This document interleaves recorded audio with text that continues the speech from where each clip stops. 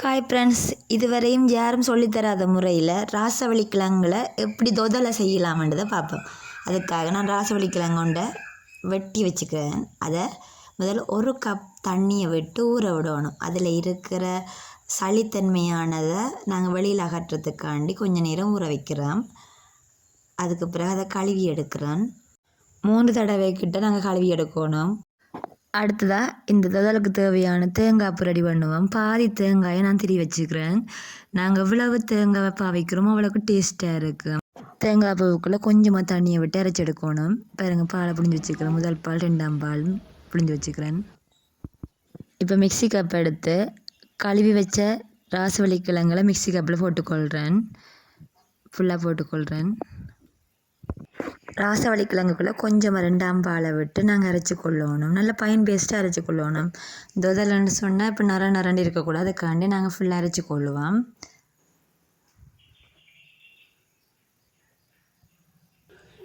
பார்த்தீங்களா, இப்படி நாங்கள் நல்லா பேஸ்ட்டாக அரைச்சி கொள்ளுவோம். அரைச்சி எடுத்த ராசவள்ளி கிழங்க இப்போ ஒரு பாத்திரத்துக்குள்ளே விட்டு நாங்கள் அதை அவிச்சு கொள்ள போகிறோம். நல்லா கொதிக்க வைக்க போகிறோம். இதுக்கு தேவையான அளவு உப்பை சேர்த்துக்கொள்கிறேன். அதோட தேவையான அளவு சுகரை சேர்த்துக்கொள்கிறேன். 3/4 கப் அளவு சுகரை நான் சேர்த்துக்கொள்கிறேன். உங்களுக்கு சுகர் கொஞ்சம் கூட தேவைன்னு சொன்னால் 1 கப் அளவும் சேர்த்துக்கொள்ளலாம். இது ஆரம்பத்தில் நான் சேர்த்துக்கொள்கிறேன். நீங்கள் கடைசியாகவும் சுகரை சேர்த்துக்கொள்ளலாம்.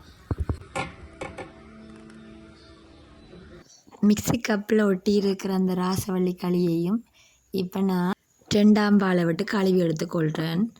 அதையும் இப்போ நான் சேர்த்து அந்த பாத்திரத்துக்குள்ளே விட போகிறேன். கழுவி எடுத்ததையும் அதுக்குள்ளே விட்டு கொள்ளுவோம்.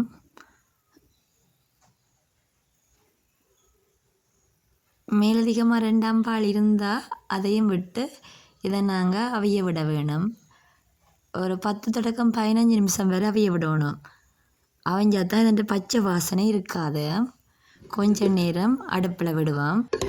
தொடர்ந்து இதை கிளறி கொண்டிருக்கணும், இல்லாட்டி அடி பிடிச்சிடும். ராசவள்ளி கிழங்கு அவிஞ்சிட்டுன்றதை நாங்கள் அப்படி பார்க்கலாம்னா நல்ல வாசனை ஒன்று வரும். அப்போ நல்ல வாசனை வந்த பிறகு நாங்கள் அதை பார்க்கலாம். அவிஞ்சிட்டு கிழங்கு அவிஞ்சிட்டுண்டு நாங்கள் நார்மலாக மிக்சியில் போட்டு அரைக்காட்டி நாங்கள் அவியறதை வடிவாக பார்க்கலாம்னா நான் செய்யும். ஆனால் ஏற்கனவே நாங்கள் மிக்சியில் போட்டு அரைச்சதுனால தெரியாது. ஆனால் ஒரு 15 நிமிஷத்துக்கு நாங்கள் அவிய விடணும். அதோட நல்ல வாசனையும் விரைக்க நாங்கள் அவிஞ்சிட்டுன்றதை அறியலாம். தொடர்ந்து கிளறி கொண்டே இருக்கணும். அப்போ தான் டேஸ்ட்டும் கூடவாக இருக்கும். பார்த்தீங்களா, இப்படித்தான் இருக்கணும் பதம். இப்போ அவிஞ்சிட்டுன்றது எங்களை தெரிஞ்சிட்டுன்னு சொன்னால் அடுத்ததான் நாங்கள் இதுக்குள்ளே 1ஆம் பாலை சேர்த்துக்கொள்ளணும். இல்லை திக் பாலாக இருக்கணும். 1ஆம் பாலை நாங்கள் வெந்த பிறகு தான் சேர்த்துக்கொள்ளுவோம்.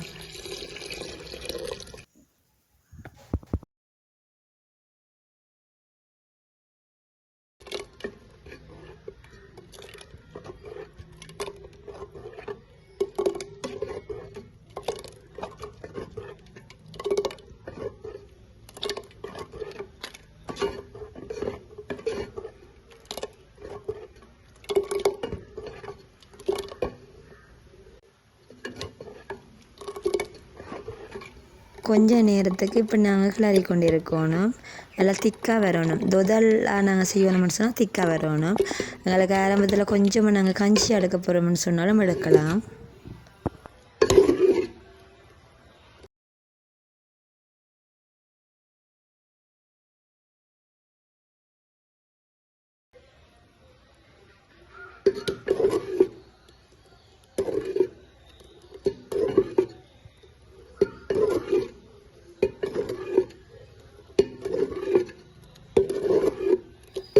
கொஞ்சமாக கஞ்சி எடுத்து வச்சுக்கிறேன் பாருங்கள். இதை நாங்கள் சும்மா கஞ்சியாக குடிக்கலாம்.